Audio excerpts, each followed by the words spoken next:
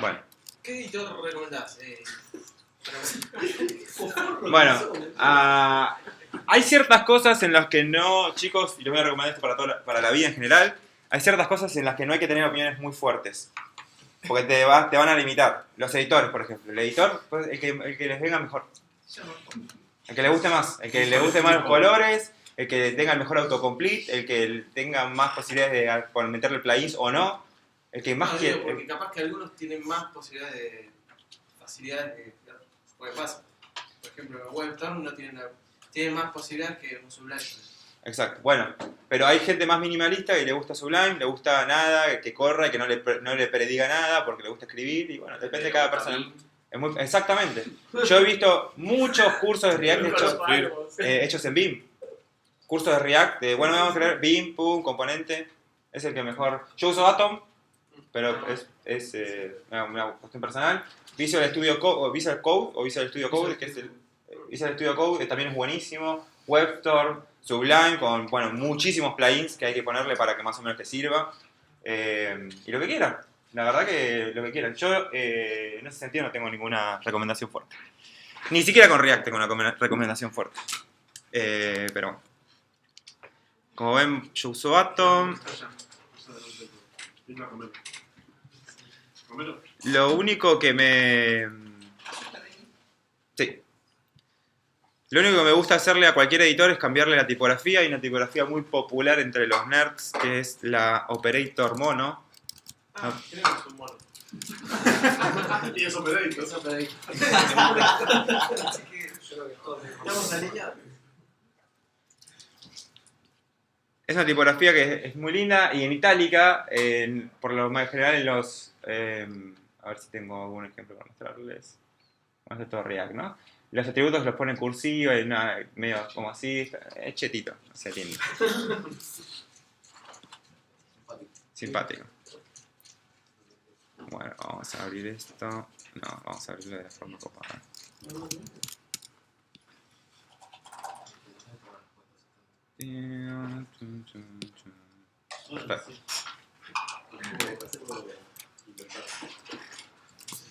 Bueno, para empezar vamos a ver dos herramientas que vamos a necesitar para arrancar el proyecto, que son Webpack y Babel. Voy a entrar a la web para mostrarles un poco y hablar rápidamente de estas dos cosas. Van a ser fundamentales en cualquier proyecto, ya sea que lo encaren con React o no, deberían usar Webpack y deberían usar Babel porque les va, en principio, quizás si no lo necesitan, no les va a traer muchos beneficios, pero eventualmente cuando el proyecto mute o crezca, hay muchas cosas que se pueden hacer con un plugin de Webpack o con un plugin de Babel. Así nomás, gratis. Y si ya encaran el proyecto, cualquiera sea, mientras esté basado en JavaScript, bueno, Webpack la misión de Webpack es, en principio, es simular los imports que tiene JavaScript, que no funcionan bárbaro, pero en el cliente no se pueden ejecutar. En principio eso, y después tiene como misión secundaria, además de generar un bundle a partir de un árbol de dependencias, es que todo el mundo de paquetes de Node, de NPM, también lo puedes usar, como si estuvieses en Node, pero en el browser, y eso lo hace compilando todos los archivos que forman parte del árbol y los mete en un solo bundle. Y entre ellos los comunica. Tiene una forma de hacerlo súper sencilla, y además, a través de los plugins y los loaders, nos permite hacer eso. Que desde un JavaScript vos puedas llamar, por ejemplo, un archivo que esté en CoffeeScript o en Less, que es CSS, y que a través de estos loaders y plugins, Less se ha transformado en CSS y CSS se ha transformado en una string, porque es lo único que va a entender JavaScript, y ese string además se inyecte en una etiqueta style para que el browser lo pueda entender. Ese proceso de entender cómo procesar un Less para que JavaScript lo pueda usar, lo hace Webpack. Por ejemplo, una imagen, un PNG. Hay loaders que son para cargar imágenes que básicamente lo que hacen es transformar toda la imagen en base 64 y después en un string para que vos desde JavaScript lo puedas usar. Y entonces toda esa magia ocurre a través de Webpack. Lo único que se carga es de dependencias y de transformar este tipo de archivos para que el mundo JavaScript lo puedas usar. Es un arma también un poco de doble filo, porque si te empezás a engolosinar con todas estas cosas, de repente es un cocoricha, hay que tener un poco de mesura. pero es muy poderoso y funciona muy bien, funciona muy rápido y tiene un montón de herramientas también alrededor que hacen que un proyecto que tenga que ser compilado en JavaScript, o sea que tenga que ser bandelizado, pase de ser un montón de configuración a ser menos configuración, o bueno, o a veces más, pero es mágico. Básicamente Webpack es mágico y lo que bueno de las versiones de Webpack 2 y 3 es que todas esas tareas comunes que uno hace cuando esté compilando JavaScript o bandelizando, Webpack las adquiere en su core a través de la versión porque dice, bueno, esto es re común, listo, me lo traigo. Una de las más, el que más me gustan a mí es el comando Webpack, porque se compila con un comando que es Webpack, ahora lo vamos a ver. Webpack-p, que es decirle Webpack, compilar para producción. Bueno, todo el Aglify y todas las cosas que tiene que hacer internamente, que vos tendrías que elegir la librería o ver, ¿no? Ya las tiene adentro Core Webpack. Y tiene un dev server para el modo de desarrollo. Sí. Consulta, ¿Webpack mata a Google? No, son distintas cosas. Gulp con Browserify. Gulp es un organizador de tareas, de tasks. Sí, lo que mata para mí a Gulp es el package JSON, la parte de scripts. Ahora lo vamos a ver. Porque básicamente Gulp lo que hace es, bueno, vos tenés tareas en distintas etapas. En la etapa de desarrollo y en la etapa de producción. Por ejemplo, en la etapa de desarrollo correr un servidor y compilar cierto tipo de archivos, servirlos rápido. Y en la etapa de producción hacer lo mismo, pero con otra configuración. Y todas esas son tareas. Como las haces siempre, las describís de cierta forma a través de Gulp. Es un task manager. Webpack, la única misión que tiene es eso. El proceso de web podría ser una tarea de Gulp, si lo querés ver de alguna forma. Pero Webpack, de alguna forma, sí lo mata porque si el uso más normal de Gulp es ese. Es bandelizar, es procesar, es escupir un árbol de JavaScript a un solo archivo y cosas similares. No se usa para mucho más que eso. No hay una práctica, pero se podría usar para cualquier cosa. Entonces, si vos usas Gulp para ese tipo de tareas, sí, lo mata. Pero si usas Gulp para eso y además correr scripts, scripts que son medio complejos con ciertos parámetros porque te sirven en ciertos momentos y correr un script y después correr otro, y etcétera, etcétera. Entonces, ese tema de poner un nombre, un alias o un nombre lindo a una serie de scripts, eso con package JSON lo puedes matar también. A mí se murió Gulp cuando pude hacer Webpack y además en el package de escribir un montón de scripts que eran utilitarios míos de cosas que quería hacer en ciertos momentos y ya con eso no tuve más necesidad de usar Gulp. Gulp, en realidad Webpack viene a matar Browserify, que es lo más común dentro de Gulp como task. Pero sí, Browserify era la forma previa. Lo que pasa que Webpack, como React, como toda esta serie de herramientas que van surgiendo, lo que tienen es que pasan a un mundo menos programático, más declarativo. Y ahí empiezan a matar todo. Cuando vos, en vez de programar con ifs y importando cosas y diciéndole cómo se tiene que comportar y esperando una promise, no sé qué, pasás a declarar un JSON que describe lo que tiene que hacer, el mundo se vuelve mejor y todos van hacia ese lugar. Sí, se vuelve mejor. Y acá, por ejemplo, te muestra como sin ningún loader, ninguna librería extra, porque Webpack depende de los loaders. Para poder entender un LESS o un CSS depende de un loader que se entienda cómo pasar de CSS a JavaScript y todo eso. Pero lo que hace así, sin más, es te permite usar la sintaxis de import tanto de CommonJS, que es el require, como de AMD, que es la forma de define. No sé si alguna vez llegaron a usar AMD, esta forma de importar módulos, que es una librería, ¿cómo se llamaba? No me acuerdo. Una librería mágica que te permite eso, importar de un JavaScript otro, pero lo hacía todo sinónimamente. Y después, require más require. Bueno, acá no está claro. Te permite hacer dos tipos de import. Y después con el plugin, con el loader de Babel, que ahora vamos a ver, y el preset de ECMAScript 2015 o ECMAScript 6, te permite usar la sintaxis de import de ECMAScript 6, que es más parecida a otros lenguajes. Bueno, esto es Webpack. Webpack, como les decía, depende de los loaders. Y en este caso, como vamos a usar React y vamos a usar también ECMAScript 6, para que ECMAScript 6 se traduzca a algo que sea compatible con todos los browsers, o sea, ECMAScript 5 o previo, depende qué tipo de función estemos usando. Para hacer esta traducción y para traducir React, porque ahora vamos a ver algo muy especial de la sintaxis de React, vamos a usar Babel. Webpack, acuérdense, lo único que hace es comunicar ciertos archivos, entender y ejecutar loaders. No tiene ninguna lógica así, salvo la que vimos de importar cosas. Después no hace nada más. Todos los a través de loaders, hay un montón de loaders para hacer un montón de cosas. Están todos, los más usados son buenísimos. Y después, dentro de Webpack, como un loader más, vamos a usar el loader de Babel. Babel es esto, le transforma código, transpila código, escribís código de una forma en una de las versiones de JavaScript y te lo transforma a una versión más compatible a lo que es hoy en día. Por ejemplo, el LED no es compatible en todos los navegadores, por eso lo va a transformar siempre a un var. Y así con todas las cosas que podamos escribir en JavaScript. Dependiendo de qué versión de JavaScript queramos usar, vamos a tener que a Babel decirle que es un preset, que es un preset es un conjunto de plugins que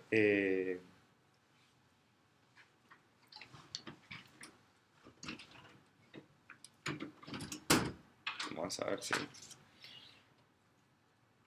Babel en sí también tiene una tarea bien concreta, traducir código de una forma a otra. Analiza cada una de las líneas y dice, esta línea está escrita de cierta forma, la tengo que traducir a otra para que el browser lo pueda entender. Pero eso no lo hace solo, sino que lo hace vía también unos plugins que hay que instalarle para que, por ejemplo, las constantes o el map o esa forma corta de escribir atributos de un objeto literal, todo eso se tiene que traducir a esto. Entonces, para cada una de esas funcionalidades tiene un plugin específico. Y después tiene, cuando agrupa todos los plugins que pertenecen a una especificación de JavaScript, le llama preset. Y ese preset es, por ejemplo, el preset de ECMAScript 2015, el preset de React. Entonces, con un preset es un montón de plugins de Babel. Si vamos al preset de ECMAScript 2015, vamos a ver en la descripción. El preset básicamente son todos estos plugins que son transformadores y van a ver que son la mayoría de las cosas que existen en ECMAScript 2015 que no existían previamente. Entonces, instalando Babel y el preset de ECMAScript 2015 ya tenemos todas estas cosas a disposición. Y después, ¿qué más quería decir sobre Babel? Bueno, tiene un montón de presets también de características de la especificación siguiente a JavaScript, de la próxima, que todavía no están en etapa de aprobación o de evaluación. Hay cosas que no se sabe todavía si van a existir, la forma de proponer cómo va a ser el lenguaje es en GitHub. Las propuestas de quiero que JavaScript haga esto, se hacen en GitHub. Vos propones una funcionalidad o una forma nueva de que JavaScript tiene que funcionar y ahí se evalúa. Esa evaluación pasa por un montón de pasos. Entonces, podemos nosotros inclusive agarrar, esos pasos tienen nombres y van del 4 al 0, los stages. Ya cosas que están en el stage 0 son como casi aprobadas, o al revés, pero creo que son, es así. Entonces podemos nosotros decirle a Babel, che, cargame la especificación, todo lo que esté en el stage 0, o sea que ya esté casi ahí, pero que no esté oficial, igual, procesarlo igual. Y ahí podemos tener muchas cosas que van a estar en el futuro. Entonces podemos escribir de una forma y que se transforme en JavaScript actual. Bueno, vamos a instalar Webpack, vamos a instalar Babel, el loader y el preset de ECMAScript 2015 y el preset de React, que ahora les voy a decir por qué necesitamos el preset de React. Entonces, puede ser que ninguno de estos dos plugins son necesarios para usarlo. ahora, para usar React, Digamos, Babel, obviamente, pero porque más que nada quiere ser compatible para poder programar en ECMAScript 6. Sí. No es totalmente necesario, por así. No, sí para React. Sí para escribir React, para JSX. Pero primero quiero escribir un componente de React y después mostrarles por qué funciona así. Bueno, Webpack es un paquete global, o sea, lo van a tener que instalar con npm install -g Webpack, porque ahí está un binario y además localmente, en el proyecto en donde estén parados. También se puede instalar solo localmente y funciona de alguna forma, pero bueno. Entonces voy a instalar, primero voy a inicializar esto. Ahí lo que hice fue crear el package de mi aplicación y voy a instalar con YAR. No sé si están usando YAR o no. Perfecto. YAR, si no nunca lo usaron y usaron NPM, es otro package manager que tiene ciertas características que lo hacen un poco más eficiente. Por ejemplo, el tema de cachear los paquetes que instalan en una parte de la máquina para que les queden disponibles pues, para otro proyecto. Y lo pueden instalar offline, supuestamente. Y hace toda una relación entre los paquetes más óptima. Entonces voy a hacer yarn add, bueno, Webpack, Babel Core, que es la librería de Babel pura, Babel Loader. Y para esto voy a usar el otro. Voy a irme al otro proyecto del otro grupo porque me voy a olvidar de algo.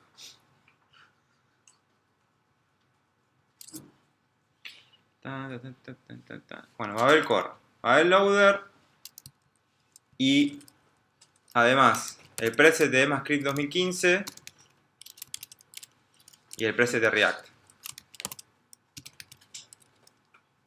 Y estos dos que ahora les voy a contar para qué. Ya que estamos, instalo. Bueno.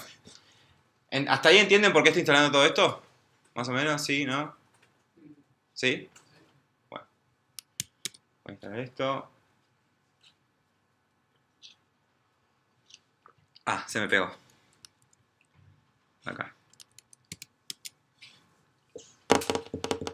Sea NPM o YARN, va todo sobre el package JSON, todo lo que instala. Sí. En NPM tenés que pasarle --save o -s. Y en YARN, con hacer add, ya lo agrega solo.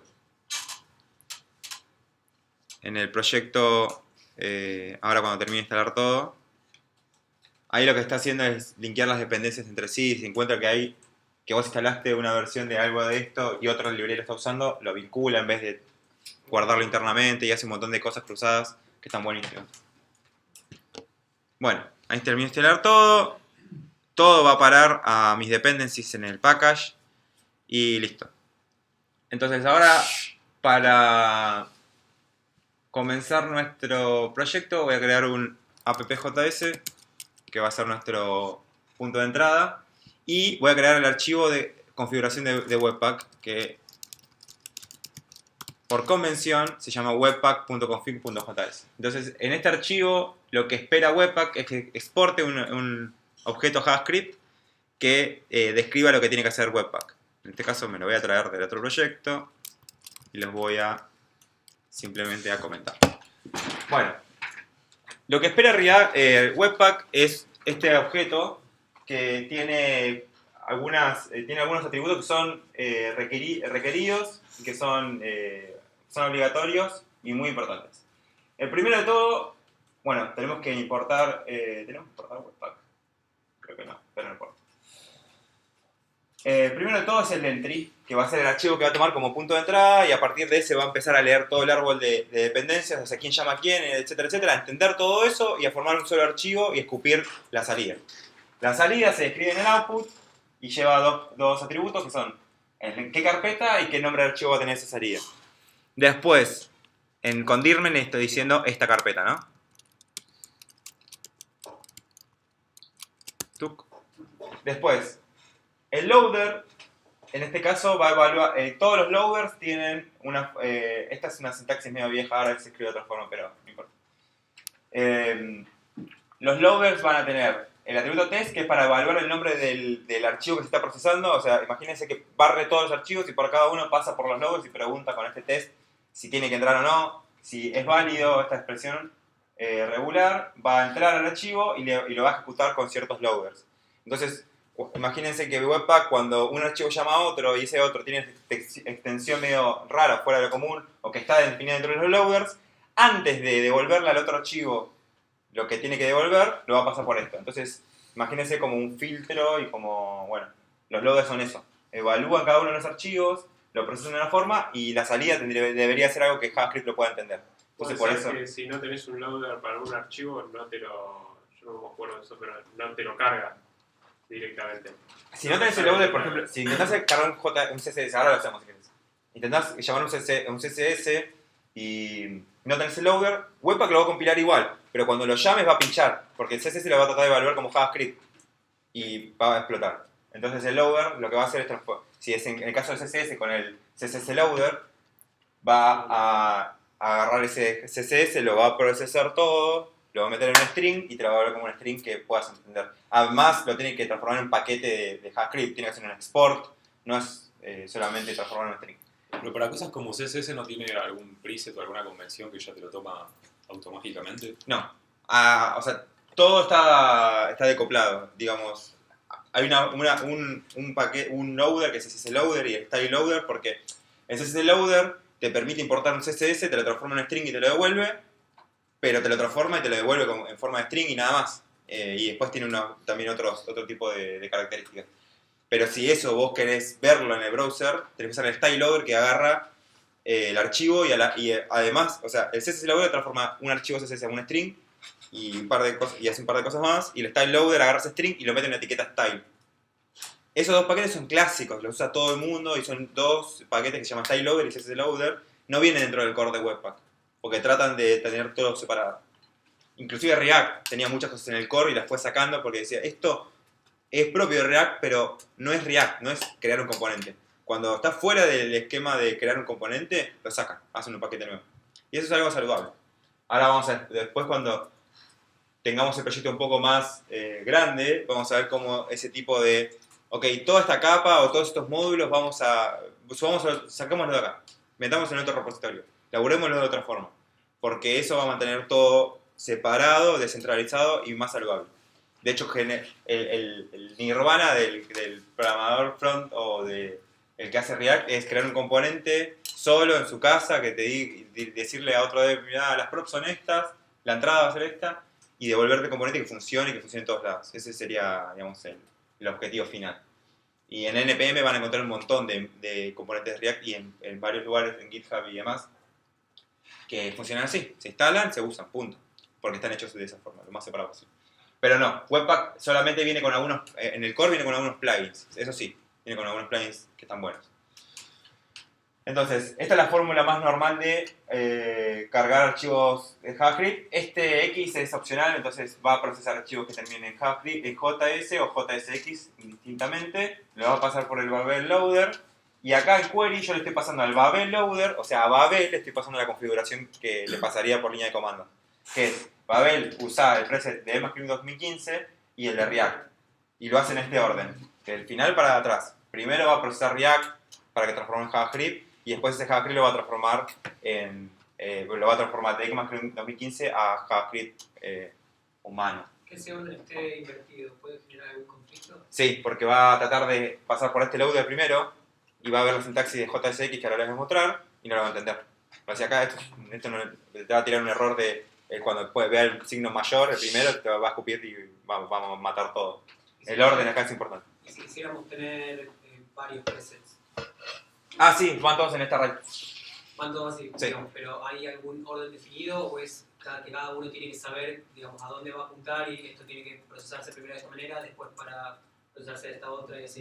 Depende de los loggers que uses, van a tener que ir en algún lugar, pero por lo general en la documentación del logger te dicen poner al final o poner al principio, Okay. porque esto hace cierta cosa. Hay algunos que pueden ir en cualquier lado, y hay algunos que necesariamente tienen que ir lo más a la derecha posible. Por ejemplo, hay un plugin de Babel, que no sé si es un preset. No, es un plugin, va en otra sección, pero también va en un array que se ejecuta en orden, que es... Marcelo, perdóname, Sí. dijiste entonces empieza de la derecha hacia la izquierda. Ok. Sí. El orden que analiza. Este plugin de Babel, que no es un preset, pero bueno, la parte en plugins también es un array, se ejecuta en el mismo orden. Es para transformar un SDG, que yo llamo importo así, a el SDG inline. Pero reemplaza esto por esto, porque obviamente esto no lo vas a entender nunca en JavaScript. Un SVG no se puede entender como JavaScript. Entonces directamente te lo transforma en un componente de React, que es un SVG. Y lo puedes usar y meterlo donde quieras. Eso lo vamos a ver. Pero bueno, tiene ese tipo de cosas mágicas.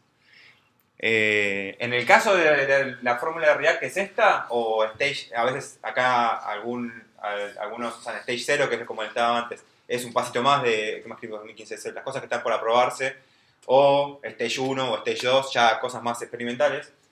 Pero sí, acá va a ser siempre lo más a la izquierda posible y React siempre más a la derecha.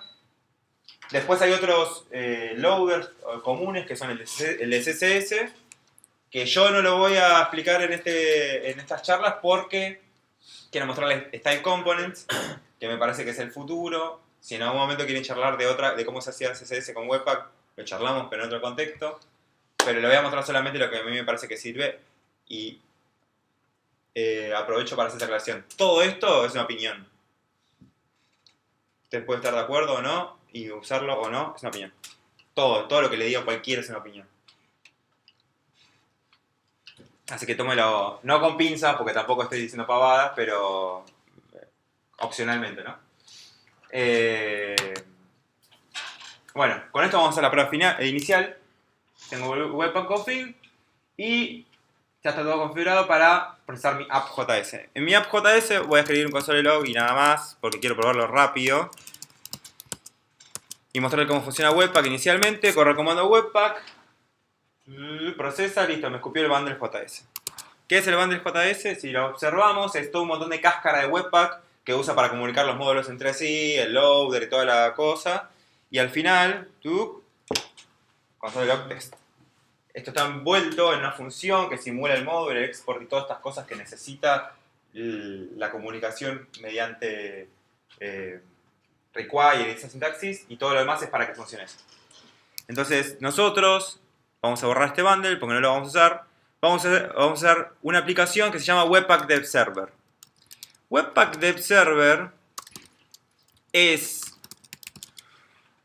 un paquete, una aplicación que se instala globalmente también, que nos ayuda a usar Webpack en modo de desarrollo. ¿Qué hace? Es un servidor de Express hecho en Node, básicamente, que toma esa configuración del Webpack config. El comando Webpack solo compila, hace pop, pop, escupe un archivo. Webpack Dev Server hace más o menos lo mismo, pero primero corre un servidor en un puerto, en el 8080 que vos le digas. Sirve toda la carpeta en donde vos le digas estáticamente, o sea, hace un public de toda la carpeta que vos le digas. En este caso vamos a usar toda la carpeta cuando no nos importa. En el caso más seguro, exportaríamos solamente una parte. Y toma el config de Webpack y en vez de compilar a un archivo posta del file system, hace un archivo como virtual. Entonces, en vez de compilar y pisar un archivo cada vez que compila, además, bueno, hace watch, se queda viendo si cada archivo cambia o cualquiera del árbol de dependencias cambia y compila todo de nuevo. En vez de crear un archivo físico, crea una ruta en Express que correspondería a ese archivo físico.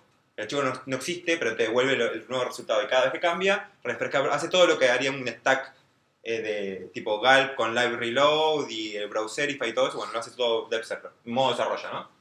Obviamente en producción, lo único que van a hacer es compilar ese Webpack, van a tirar el comando Webpack con los plugins y configuraciones que necesiten, van a escupir un JS estático y eso es lo que se va a usar en producción. En Dev vamos a usar Webpack Dev Server. Se instala como un paquete más, porque no sé por qué no está en instalación. Bueno.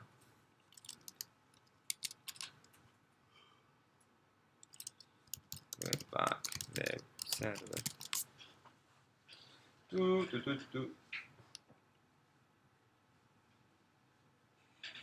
Acá.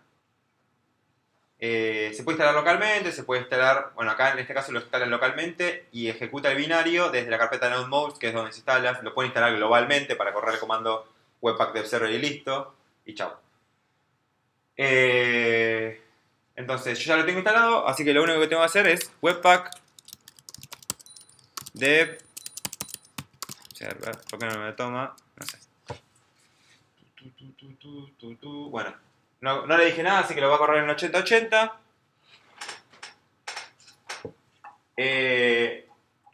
Todo lo que escupe el output de la aplicación está en la carpeta raíz. Todo esto es más o menos el árbol de dependencias. Hay un montón de cosas que inyecta Dev Server. Si ven acá, esta partecita, estas cosas que están inyectadas, son cosas que Dev Server le inyecta al bundle para que el browser reaccione cuando hacemos un cambio, haga reload y demás. Son cosas para el modo dev nada más, pero no van a estar en producción. Después ya importa estos otros módulos.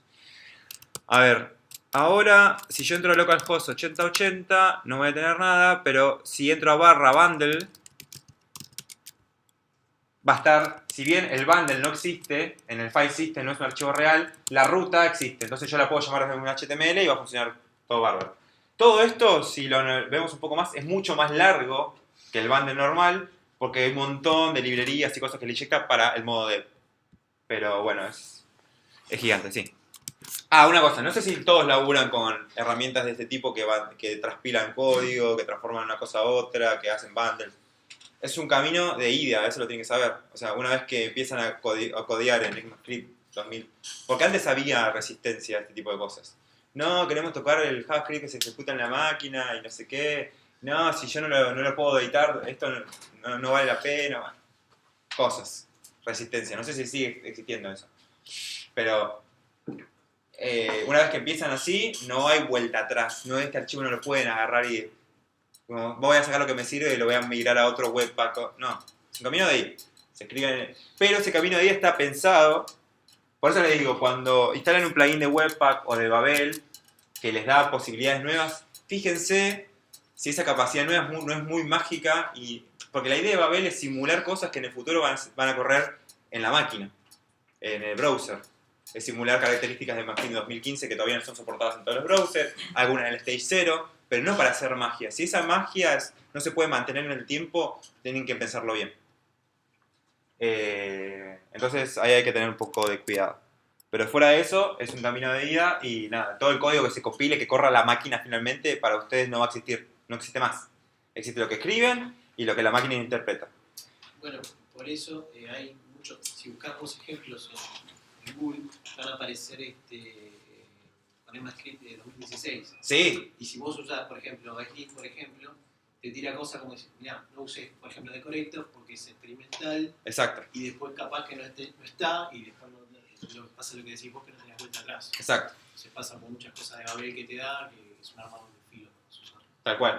Entonces, por eso Lint, por ejemplo, es una súper buena herramienta porque te va a advertir sobre prácticas que son sospechosas. Obviamente todo se puede configurar, vos le puedes decir callate y seguir compilando, pero hay que tener cuidado con porque también te engolosinás y empezás a meterle cosas y mucha magia y te olvidás de la misión inicial, que es simular cosas que van a correr algún día en el browser, que todavía no, para que vos puedas escribir cómodamente y aproveches los beneficios de la nueva sintaxis. Pero no para hacer magia, para transformar JavaScript en otro lenguaje, bueno, como intentaron con Coffee y este tipo de cosas, porque ahí ya perdés algo. No digo que sea totalmente equivocado, sino que perdés algo. Cuando te pasas a Coffee, también es un camino de ida y perdés algo. Perdés la sintaxis, perdés JavaScript. Pero bueno, eso es otra discusión. Entonces, acá voy a crear un index HTML que me importe el script bundle.js. Tuk. Y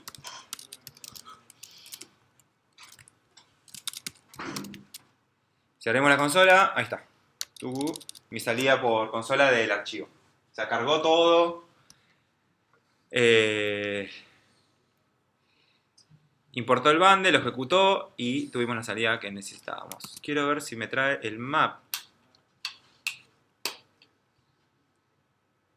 Bueno, si ven, esto es algo muy importante porque en modo desarrollo es crucial. Si ven cómo cargó el archivo Chrome, lo cargó tal cual, lo devolvió el bundle y nada, ven el compilado final. Esto es imposible de buggear.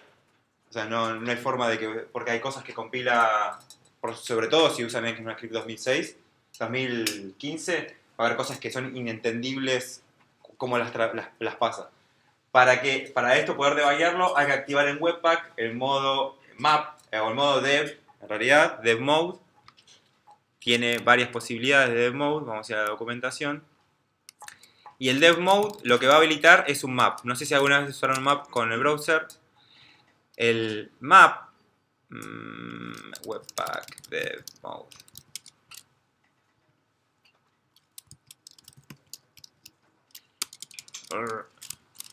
Dev. ¿Dónde cazzo está el demo? Webpack, map. Ahí está. DevTool, ahí está, que volvió.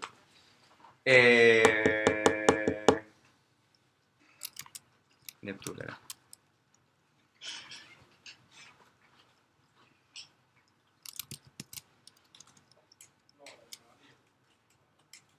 Bueno, los source maps son una capacidad que tiene el browser Chrome y todos los que estén basados en la consola Chrome o consolas parecidas de traerte, además del JavaScript original, un map que te trae todo el código original que fue en algún momento y mapea línea a línea que corresponde. Entonces, cuando hay una excepción, un error o quieren debuggear el JS que se ejecuta en el browser, cuando lo abran, no van a ver el JS que trae el browser, sino el map.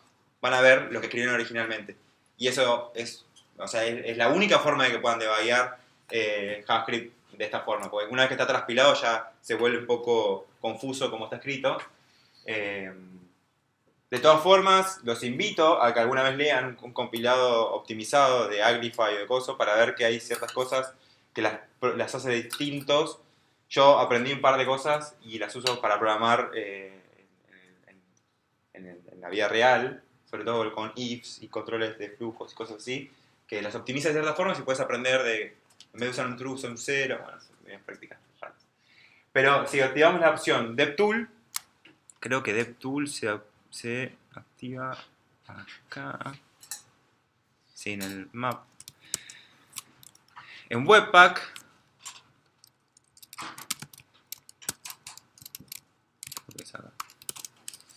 y le pasamos source map, va a generar ese source map que necesitamos. Tenemos que cortar Webpack y darle otra vez.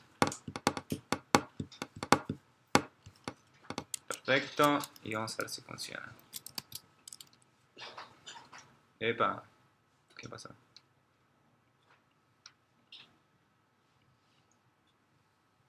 Bueno, ahora, si yo... Ahí te dice. Sí. Ahora si voy al console log que ejecuté desde el bundle y veo de dónde viene, primero que me va a decir que viene de appjs, una cosa que no existe en el bundle final, sino que es virtual, que es interno del bundle. Pero me va a señalar en el appjs, voy a saber de qué archivo es, de qué línea es. Y eso va a ser crucial para el modo debug. Ahora, vamos a pasar a escribir un componente de React, a lo nuestro.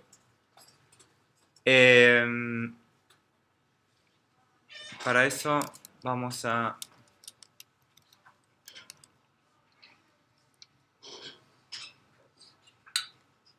Bien, tengo algo viejo.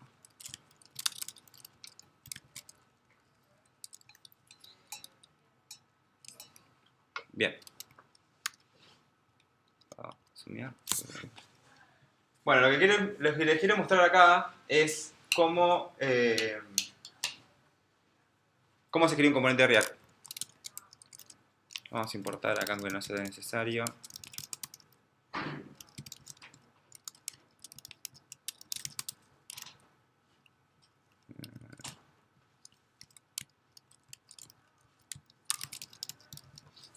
Y vamos a empezar con un poco de sintaxis de JavaScript 2015.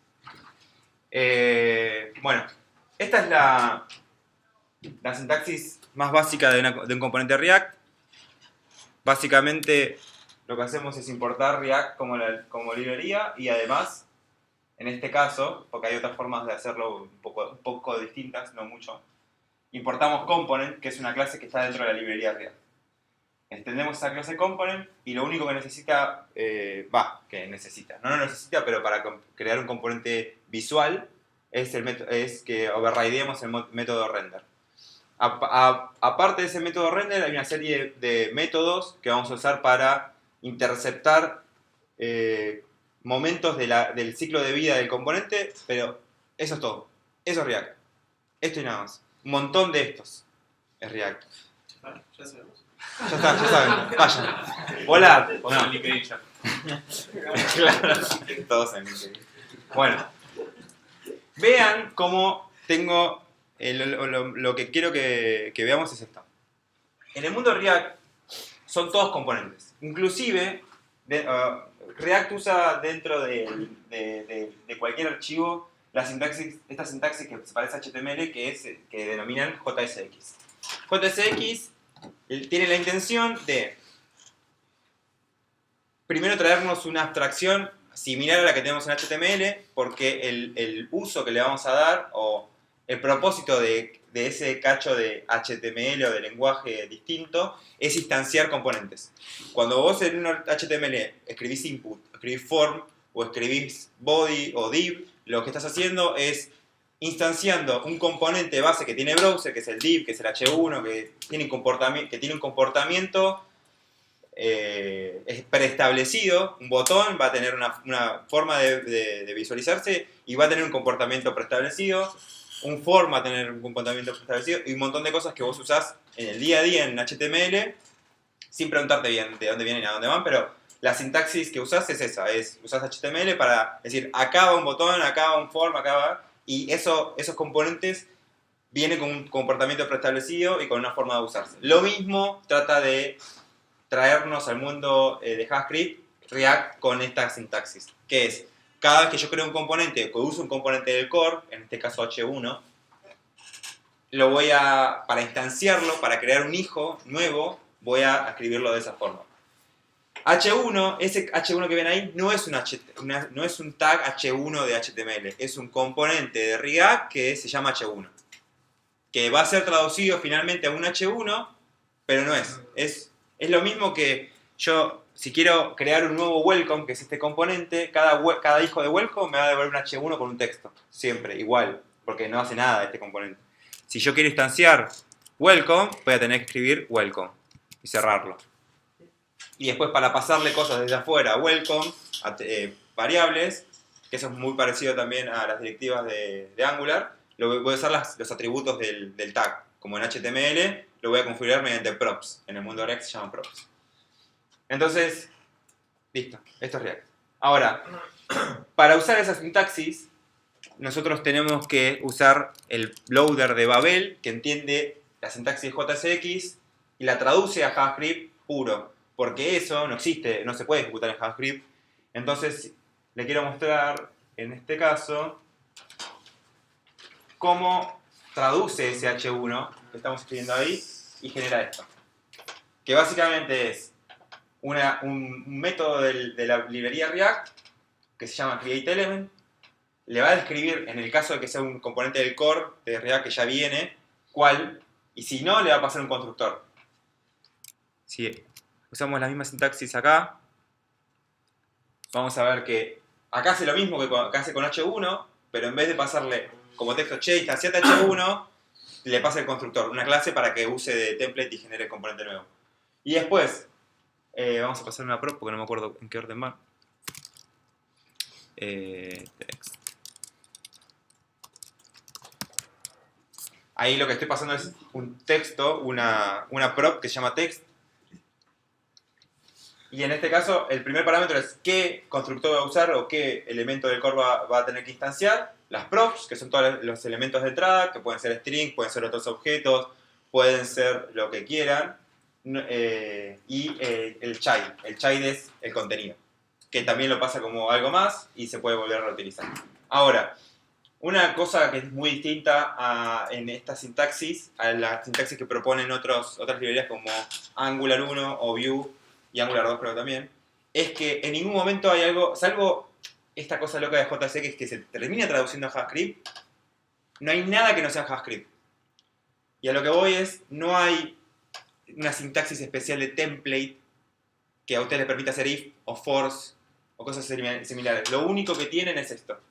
O sea, cada instancia de un componente de React se va a traducir a esto y siempre es JavaScript. Entonces, cuando quieran hacer un control y digan, quiero imprimir esto o no, van a tener que hacer un if. O algo similar que JavaScript se pueda ejecutar. Y cuando quieran iterar a un array para escribir muchos de estos elementos, van a tener que hacer un for, o van a tener que hacer un map, o algún método que itere. No hay forma de que...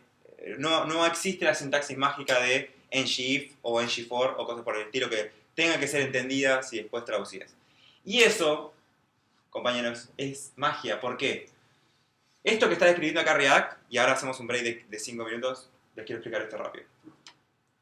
Esto que está haciendo acá React no es hacer elementos del DOM, no es hacer web, está describiendo un componente. Está diciendo, creame un elemento que en base a H1 que tenga este texto hola. Esto puede ser traducido a cualquier cosa. Puede ser traducido a código nativo de iOS, puede ser traducido a código nativo de Android, mientras sepa a qué traducirlo. Puede ser traducido a la web, puede ser traducido a un PDF, porque lo único que estás describiendo es, tengo un elemento, en este caso H1, pero si vamos al caso de welcome, es aún más descriptivo. Tengo un elemento en base a welcome, welcome está descrito ahí, lo único que tiene que hacer es, siempre está descrito en base a otros componentes. Estoy describiendo un componente que tiene datos de entrada y que va a tener una salida que el mismo componente declara. Acá no hay DOM, acá no existe, no hay Penchild, no existen las librerías del DOM, acá no existe la web. Entonces, ¿qué hace básicamente React?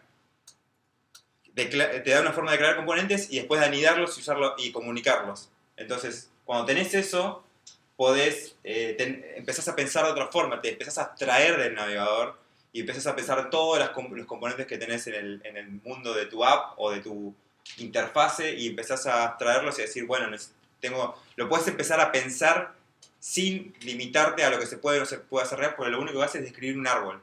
Y ese árbol de elementos con sus datos de entrada, su salida, que la salida es otro componente, nunca es algo que es, nunca JavaScript, siempre es otro componente. Ese árbol lo puedes usar como entrada y traducirlo a cualquier cosa. Entonces, aparecen cosas como Preact, que se las quería comentar porque es parte de esta versatilidad y la filosofía de que todo es modularizable, todo es reemplazable, todo entra, pero puede ser reemplazado por otra cosa. Preact es una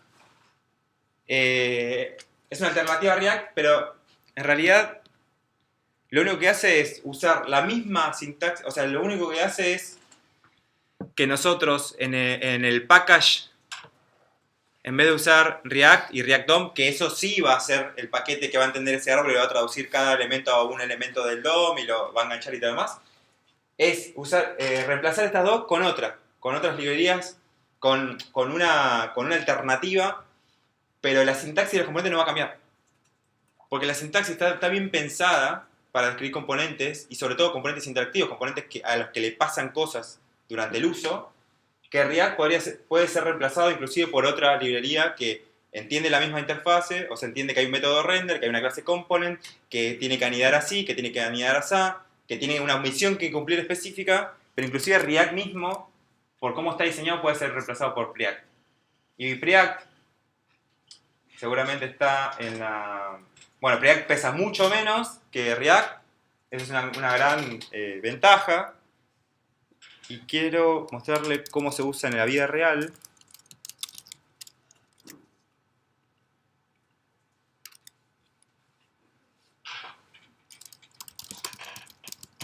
¿React también tiene que tener un DOM? ¿React o Preact?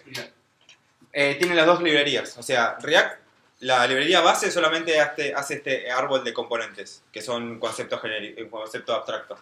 React DOM es la librería que termina traduciendo ese árbol a elementos del DOM. El Preact existen los dos, Preact y Preact DOM.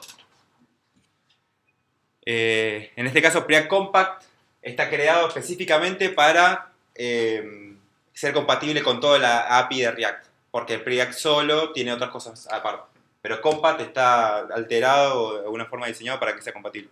Y acá, este es el uso más común, porque como React pesa menos, si bien React es un proyecto, Preact pesa menos, Preact es un proyecto igual que mantiene un solo chabón, con un par de colaboradores, es medio amateur contra Facebook, ¿no?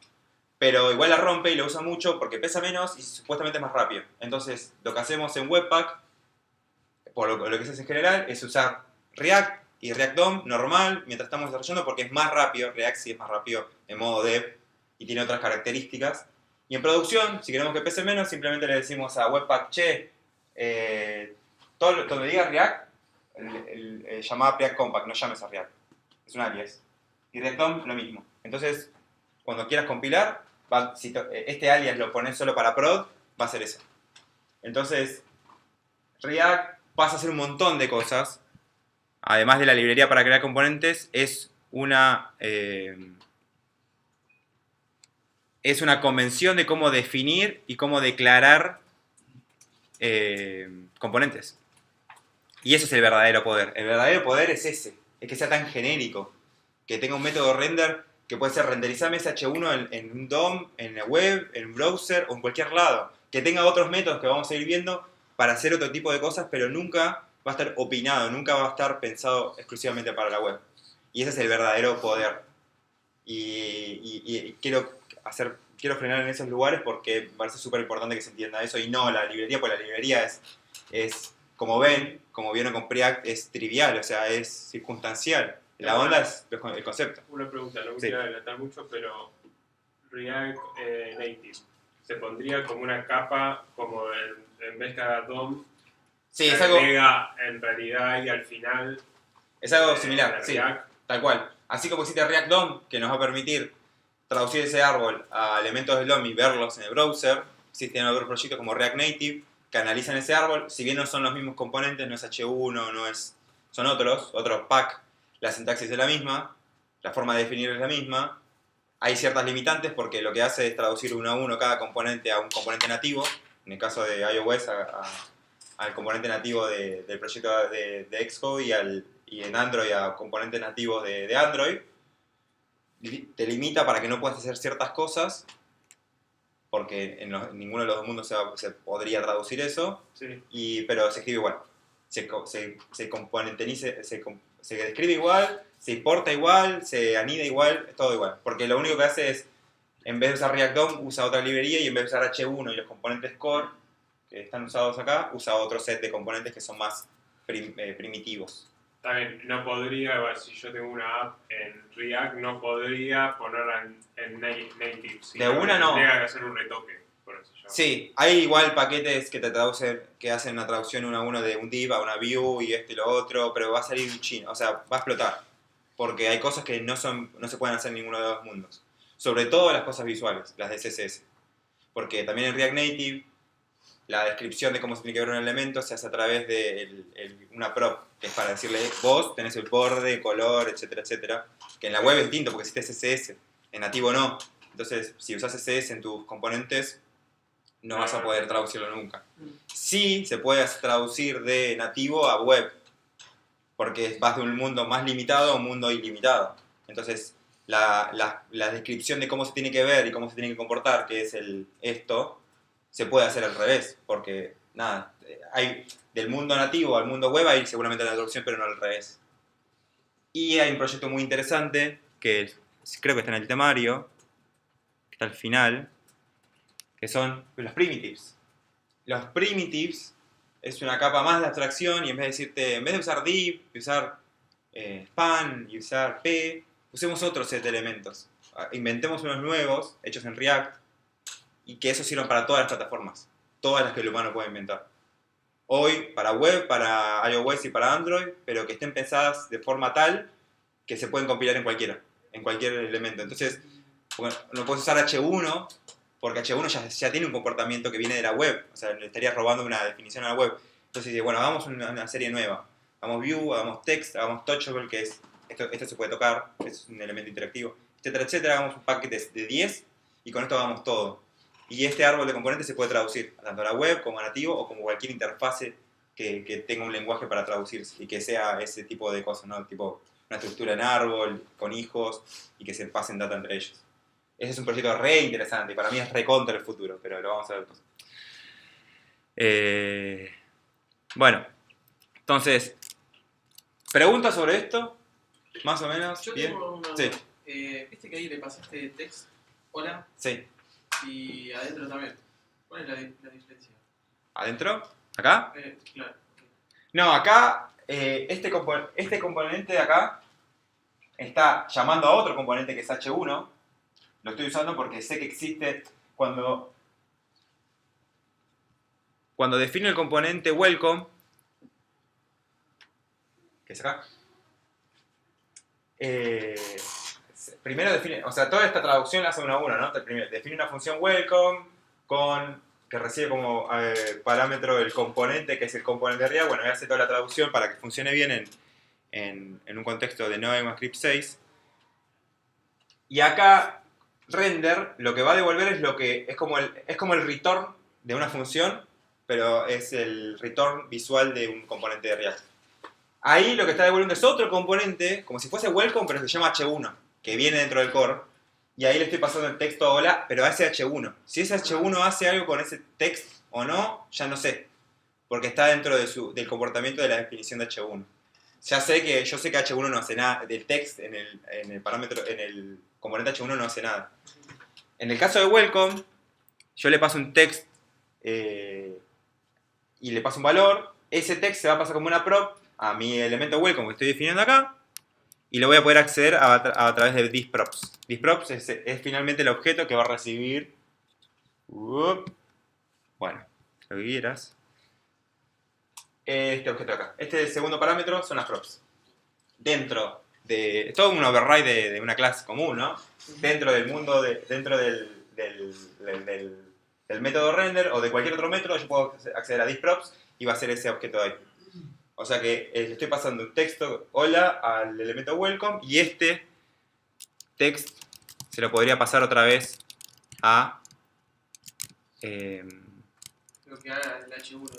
exacto. Otra vez se lo podría forwardear de alguna forma a text. Y acá voy a introducir otra cosa más de la sintaxis de JSX, que son las llaves.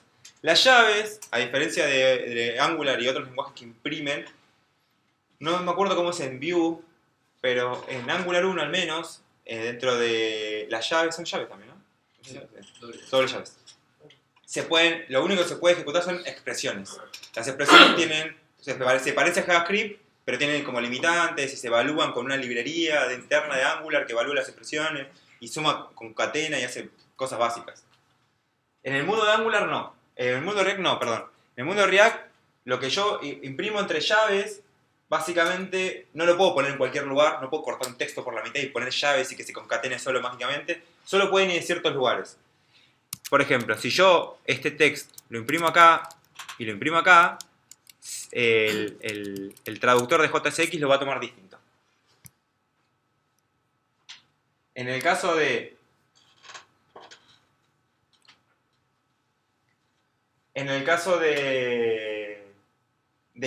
atributo text, le estoy pasando con llaves porque es una variable, porque tengo que ejecutar algo que es JavaScript, no es estático. Le estoy diciendo, bueno, al componente h1, que podría ser también el mismo componente welcome, creo que me va a dejar hacer esto. No, pero acá estaría una recursividad infinita. A h1 cualquier otro componente le voy a pasar la prop text que va a tener ese valor. Si ven cómo lo traduce, al ser un atributo o al ser una prop de un componente que estoy llamando, h1 le pasa en las props, en la parte donde van las props, el texto, el atributo text con este valor. Es puro JavaScript. No hay una sintaxis especial a evaluar. Cada cosa se traduce a JavaScript puro. Entonces ahí podemos escribir lo que queramos. Cualquier cosa que se pueda traducir a JavaScript o que sea JavaScript se va a poder pasar como valor de este atributo. Y después, si usamos la sintaxis de llaves, pero ya en otro lugar, por ejemplo, ahí, acá, a continuación de las props, van todos los childs. Entonces lo va a pasar como un hijo más. Vean como, por ponerlo en distintos lugares, se tradujo algo distinto. Totalmente distinto. Porque acá es como un atributo que se llama text y el valor es este, y acá es una cosa más de este createElement, el último atributo, que son todos los hijos, que va a recibir ese componente, en este caso el h1, y lo usa como quieran. Todos los hijos, o sea, si yo acá welcome, en vez de cerrarlo, bueno, molestame un poco más.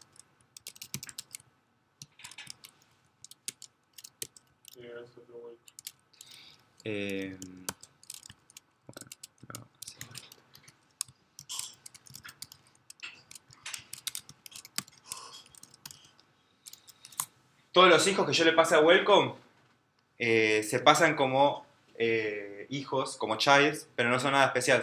Viven dentro de las props y los recibe el componente como si fuese una parte más de la props, que son los children, o los usa como quiera. No necesariamente si que yo le pase contenido a un componente quiere decir que ese vaya a parar adentro de ese componente. Simplemente es pasarle de alguna forma distinta o especial una prop más, que son los children. Entonces la forma de mandarle input a un componente es a través de las props, que son como una especie de configuración, y a través de los children. Y los children nos van a servir en el caso de cosas que sean listas, por ejemplo, si queremos hacer un select o algo así, es mucho más cómodo pasarle una serie de children que son los options, o una descripción, o quizás si solamente quiero decirle, toma todos estos children, quiero que los metas adentro tuyo y los muestres. Bueno, el uso de esos children va a estar a disposición del componente, no va a tener ningún funcionamiento predefinido. Entonces, que yo le pase este h1 acá, para el componente es básicamente el que pasa a otra prop, no es distinto. Bueno, y ahora sí, se terminó. Esto es React, nada más. Y acá es muchos componentes, organizarlos en carpetas, darle funciones específicas, decirle, bueno, estos componentes van a servir para estas cosas, y estos componentes para otras cosas, y se trata todo de arquitectura y todo de conceptos y todo. Lo que es técnico, la sintaxis se terminó ahí. Me voy a traer acá, en la app ppjs, voy a crear esto me lo tengo que importar así. Una cosa curiosa del compilador de JSX. Cuando yo, en muchas cosas que yo haga, muchas palabras clave, y sobre todo cuando instancio un componente de React, van a ver que la traducción de sh1 es esta, ¿no? Dice react.createElement, o sea que esta variable React tiene que existir, la tengo que importar. El tipo sobreentiende que existe React. Entonces, a menos que esté en un contexto medio global, que no sería óptimo, lo tengo que importar arriba. Por más que acá yo no lo mencione nunca, cuando se traduce sí. Entonces van a ver todos los ejemplos que en ningún momento usa React, la variable, la constante o lo que sea. El objeto React nunca lo usa, pero cuando se traduce sí, así que tiene que estar presente. Por eso yo lo importo acá, porque si no también el compilador no lo va a tomar. Entonces voy a crear este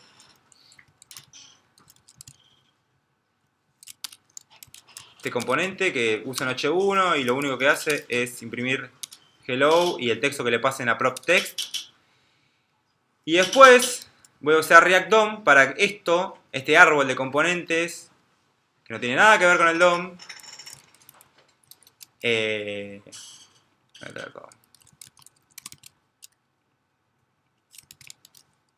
Si yo copio y pego todo es porque primero no me acuerdo y segundo porque nunca escribo, trato de no escribir nada en la vida. Si son dos letras que tengo en algún lugar disponibles, copio y las pego. Me molesta mucho escribir. Y entonces vamos a importar de React DOM, que sí es la librería que traduce todo ese árbol, cada uno hace un 1 a 1 con el elemento del DOM y lo crea con createElement o el lenguaje que tengan que usar o lo que sea necesario en ese contexto, lo crea. Lo pone donde yo le diga con el método render, que es, bueno, le paso una instancia de, en este caso, welcome. ¡Salud! Bueno, Sí, especial. Y como segundo parámetro le va a pasar el elemento en el DOM, que ya debería existir, a donde va a ir a parar. Eso hace un montón de cosas. Primero traduce todo el árbol a elementos del DOM, engancha todos los listeners, porque los elementos core como h1, div, etcétera, button, todos los que están pensados para meterse en el DOM, ya vienen con un comportamiento, o vienen con ciertas props que están pensadas para el DOM, como onClick y todos los event listener, que en realidad es una prop más a la que le vamos a pasar una función y el tipo, mediante React DOM, va a decir, bueno, cada onClick, en realidad lo voy a traducir en el event listener de clicks y lo voy a unir a su elemento del DOM, al que le toque. Hace eso. Además optimiza mucho esos eventos. Ustedes saben que hay técnicas de aprovechar el bubbling que tienen los eventos hacia arriba y en vez de poner un montón de listener, poner uno solo y identificar de dónde viene, para optimizar en vez de un montón de funciones que están escuchando todos los clics o lo que sea, poner una sola y identificar de dónde viene ese evento y ejecutar el listen que le corresponde. Esa optimización la hace gratis React DOM y la va a seguir haciendo. O sea, lo bueno de estas librerías o de React y React DOM es esta abstracción. Vos describís un elemento, le describís eventos, le describís cómo se tiene que comportar, y después, si React DOM mejora, una forma de optimizarse en cuanto al browser, porque el browser tiene nuevas características, porque descubrieron que hay una técnica mejor para escuchar los elementos, toda esa mejora la vas a recibir gratis. Entonces nos abstraemos un poco de lo más científico de browser, de entender todo a bajísimo nivel y entender cuáles son las formas de interactuar con los elementos del DOM y hacer menos paintings y renders. Bueno, eso igual hay que saberlo para hacer mejor, para poder llevar la performance de una web app a otro lado, ¿no? Pero te abstrae de todo eso, de esas técnicas, y simplemente vos describís lo que tiene que pasar. Es mucho más declarativo. Y eso es algo a lo que se tienen, creo yo, acostumbrar, a que el mundo sea menos programático y más declarativo, a que el mundo sea menos código y más JSON o cosas así, porque va todo para allá. Entonces, cada vez vamos a tocar menos código, vamos a declarar más cómo se tiene que comportar en base a otros lenguajes, como en este caso JSX y React. Y también va a pasar con los servicios, va a pasar con todo, va a pasar con todo lo que se hace a mano, va a empezar a hacerse capas de configuración y abstracción y vamos a dejar de programar y vamos a ser configuradores de cosas. Y bueno, lo de Java es mucho así. Sí, tal cual.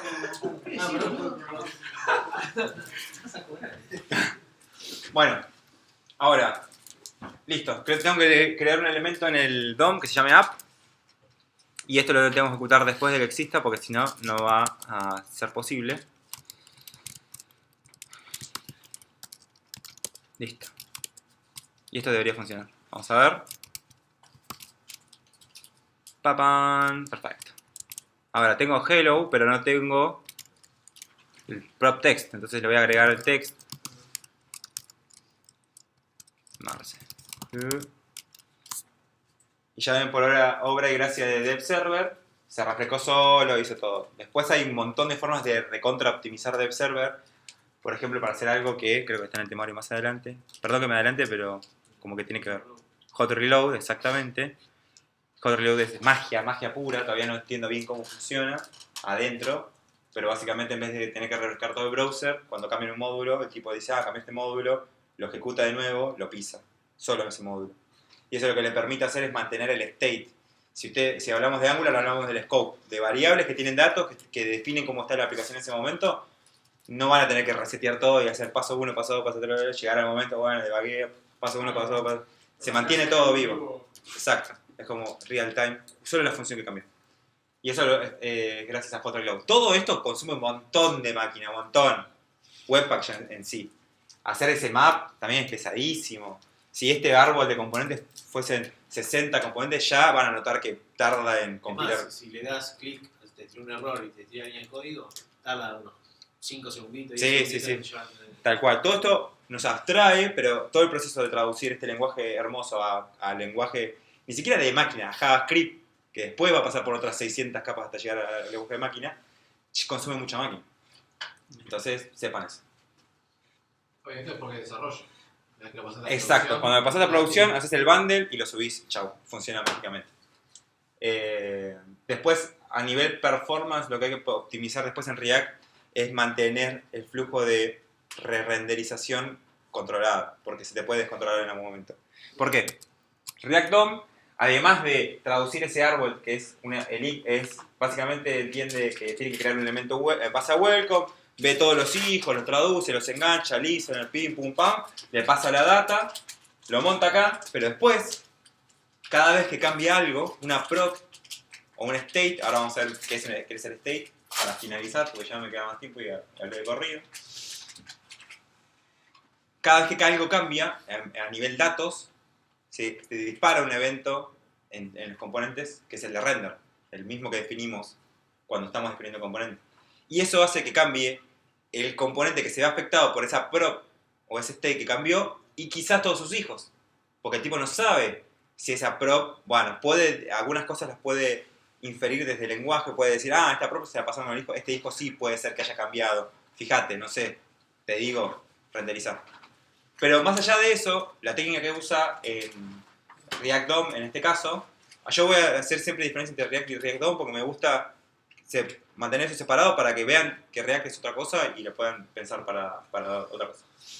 Lo que hace React DOM ahí es pedirle a esta instancia de welcome, o sea, cada vez que cambia algo, le dice, bueno, mira, cambió algo, o alguien me hizo clic, o un evento se disparó. Entonces, ese árbol, el árbol abstracto de componentes, le manda la señal, se vuelve a construir, a veces parcialmente, a veces totalmente, depende de qué haya pasado. Y de ahí React DOM va a agarrar todo el árbol otra vez, lo va a comparar con lo que está en el DOM y va a cambiar solamente lo que sea necesario. Y en ese aspecto, al igual que Angular, que tiene un motor interno que hace lo mismo, nos abstrae otra vez a pensar cómo vamos a poner el dato cuando venga del servidor y lo vamos a meter ahí, cómo vamos a hacer una lista, lo vamos a clavar, no, que vuelva HTML del server, dijo uno, y lo clavamos directo en el modal. Bueno, este tipo de cosas pasan. Porque es más fácil, porque se sabe bien cuál es la forma más óptima y demás. Entonces acá, no. Acá React DOM se encarga de decirle, che, algo cambió, el árbol se genera otra vez, total o parcialmente, se agarra el árbol otra vez, se vuelve a generar, se vuelve a comparar con lo que estaba antes, con el árbol anterior, se ve que cambió y pasa eso va al DOM y dice, bueno, yo te cambio esta clase, te agrego este texto, te agrego un cachito acá, te agrego un atributo acá, te cambio esto, pero solamente lo que necesita. Cuando se presente un poco de confusión, va a renderizar todo. Entonces, ahí es el único punto en donde nosotros vamos a tener que optimizar a veces React, porque a veces vamos a cambiar una prop y no nos vamos a dar cuenta que esa prop está invadiendo muchos componentes y como todos reaccionan y dicen, cambió el coso, lo renderizo, algo va a pasar lento, pero ahí hay técnicas y vamos a ver como final esta vez sí, el life cycle de React. ¿Qué escribí? No sé qué escribí. Life cycle. La computación de la página de Facebook es buenísima. Acá crea, bueno, el componente base y después nos ofrece todos estos otros métodos del componente que vamos a poder overridear, pues viene con un comportamiento básico, viene con comportamiento por defecto, al igual que cualquier otro esquema de clases, overrideamos los métodos y tenemos estos métodos que tienen que ver con la parte de montado del componente. En este caso va a ser en el DOM, pero puede ser en cualquier lado. Y son el constructor, que vas a ejecutar bien al comienzo de la extensión o de la extensión de la clase. Cuando esté por cargar, cuando esté renderizando, que es el método que overrideamos, y cuando ya renderizó. Y después va a tener un montón de otros métodos que se van a ejecutar en ese momento que se está actualizando. Cuando hubo un cambio en una prop o en un state, el tipo dice, bueno, ¿qué tengo que hacer? O tengo que actualizar. Entonces todos estos métodos nos van a servir para en principio va a funcionar todo bien. Cuando tengamos algo medio intrincado y complejo, vamos a tener que interceder con estos métodos. Y por ejemplo, algo muy usado es el showComponentUpdate, que es lo que le dice al componente si tiene que renderizar o no. Te recibe nuevas props, recibe las viejas props, y recibe un montón de información extra. Y entonces en base a eso evalúa si esta prop cambió, si esta no cambió. Por defecto hace un diff, que es comparar todo el árbol de props con todo un árbol de props nuevo. Y dice, bueno, va uno por uno, y sus hijos, y sus hijos, y sus hijos. Compara, y si hay algo distinto, bueno, renderiza. Y ahí que se ocupe el motor de DOM de ver si tiene cosas que tiene que cambiar. Lo que tenemos que evitar es en el caso de que no tenga que cambiar, porque una prop cambió y no tenía que cambiar el componente porque se confundió. Es como quizás el componente lo usa como entrada, pero lo usa estáticamente, no lo usa nunca más después. Bueno, lo que tenemos que evitar es que se renderice todo el tiempo cosas que no deberían. Entonces ahí entra el showComponentUpdate y nosotros de ahí podemos evaluar si queremos o no que se actualice. Podemos hacer otro tipo de evaluaciones más finas, comparar solamente superficialmente las viejas prop con las nuevas, o decir solamente si esta prop cambia. Y evaluarlo nosotros manualmente y retornar true o false y ya. Y después, bueno, obviamente un listener o un método que va a ejecutarse cuando se esté por desmontar ese elemento, porque a veces pasa, y otras cosas más del API. Y todo esto, estos métodos, y esto de acá, listo, ya está. O sea, es lo que me mostró recién y esto. Y con todo esto vamos a definir todos los componentes de una aplicación web recontra mega compleja. Lo complejo en realidad es organizarlos bien, para tener todo sano y que puedan trabajar todos en paralelo y entender que hay capas y bueno, que estos componentes van a servir para ciertas cosas y estos para otras. Porque si organizás esto bien desde el comienzo, después crece sin muchas trabas y está buenísimo.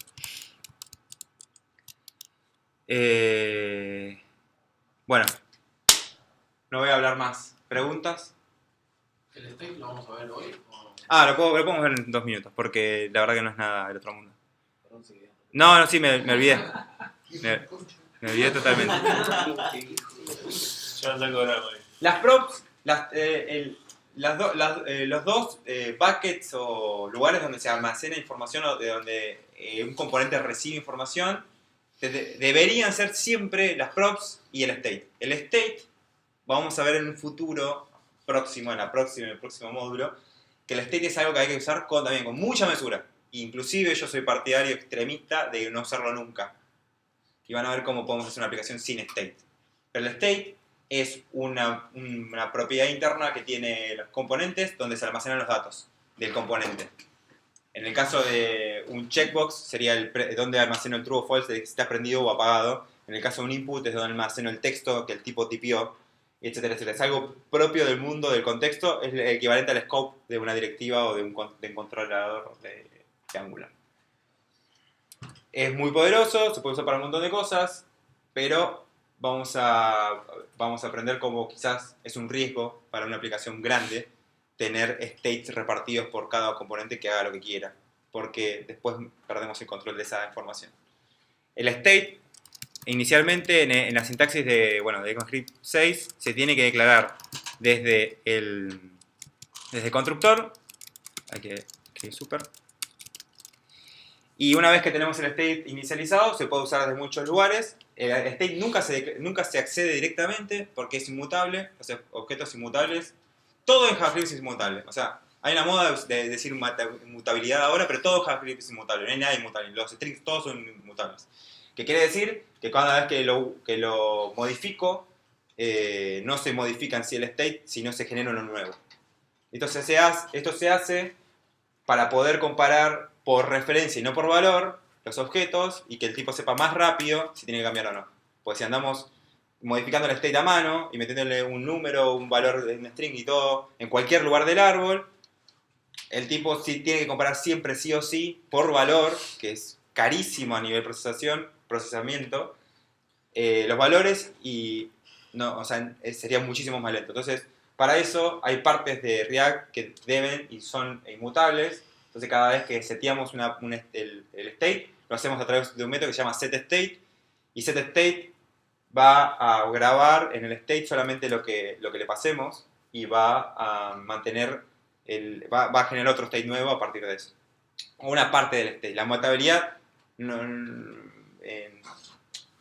sucede a veces a nivel global en el state y a veces a nivel granular, pero no importa. Lo único que importa es que no nos metamos a modificar directamente para que después el should component update o métodos internos de React usen la comparación por referencia. ¿Este objeto es el mismo? O sea, ¿es la misma cosa en memoria, la misma referencia? No, bueno, cambia. Ese tipo de cosas. Pero, bueno, para mantener una aplicación saludable, cualquier state que usemos ya, tanto el interno de un componente como otros state que vamos a usar por fuera de los componentes, deberían ser siempre inmutables.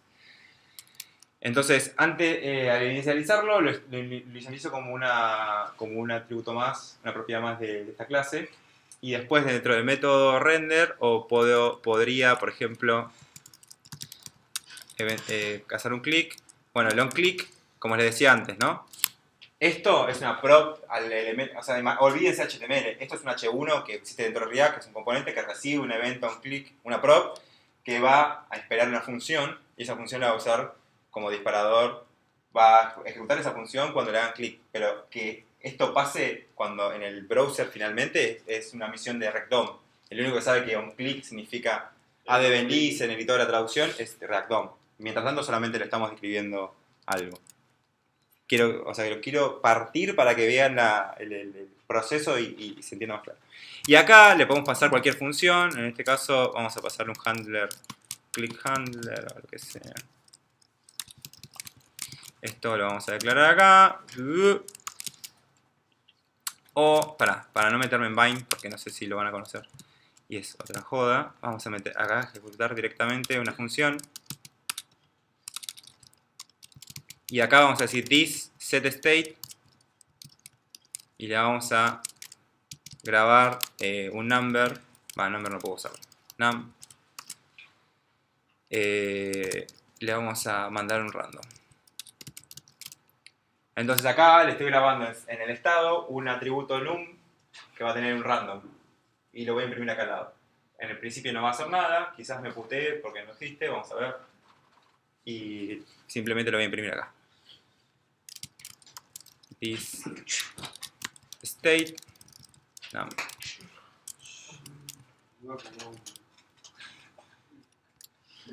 Bueno, y cuando le hago clic, lo que pasa es que se ejecuta ese listener, le graba el state con otro num, vuelve a re-renderizar, dice, cambió el state. Bueno, re-renderiza todo, se compara, ve que tiene que cambiar y cambia. Si vemos en el árbol de elements o inclusive en el panel, se activa en el modo de visualizar repainting que tiene Chrome para ver qué cosas se pintan. Van a ver que acá está el dato. Y lo único que cambia, que se pisa, es ese cachito de texto. ¿Por qué se frena? ¿No ¿Qué? debería seguir eternamente? No, porque estoy haciendo clic. No, porque es un clic. Solo le doy clic. No, pero viste que seguía pasando. No es que se va actualizando. Yo le estaba dando clic. Vos. Perdón. Magia, Magia. Bueno. Entonces, el state es como para guardar cosas internas, ese es su propósito, pero vamos a ver cómo ese guardado de cositas internas en una aplicación grande y seria nos va a complicar la vida, porque deberíamos tener control de toda esa información que está suelta por ahí. Si de repente le pasamos algo por prop a un componente, ustedes tienen que siempre pensar a nivel de escalabilidad. Yo creo un componente hoy y lo tengo que seguir usando en 6 meses o en un año y el tipo que lo hizo se fue. Entonces, si empiezan en ese escenario, digo, che, yo estoy cambiando el dato y esto va a entrar por prop y no me cambia. Claro, pues el tipo se lo guardó en el state y murió ahí en el state. Y ese microcontrol del state y el uso de state para guardar información que tenés que mostrar o tenés que utilizar es súper peligroso, porque pasan esas cosas. Entonces, a donde vamos a apuntar nosotros, vamos a ver en la clase que viene. Flux. Vamos a empezar con todos estos conceptos de arquitectura, porque estos componentes ya está, vamos a hacer un montón de estos y punto. Flux y stateless. Cómo podemos hacer toda una aplicación sin que ningún componente tenga state. Nunca guardar nada adentro. Que todo venga de arriba vía props. Y eso lo va a hacer lo más saludable. Inclusive cuando queremos meter un componente dentro de otro componente, van a ver, y les voy a tratar de mostrar, esto es medio extremo igual.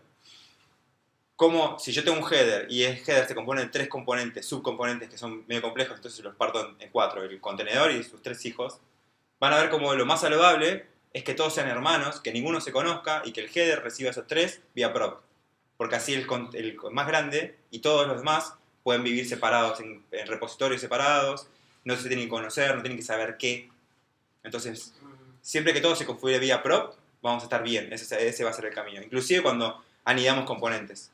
Porque un componente que usa otro hermano de la carpeta de al lado y lo llama directamente, están unidos para siempre. Y no lo puedo sacar a menos que lo duplique o haga algunas cosas mágicas.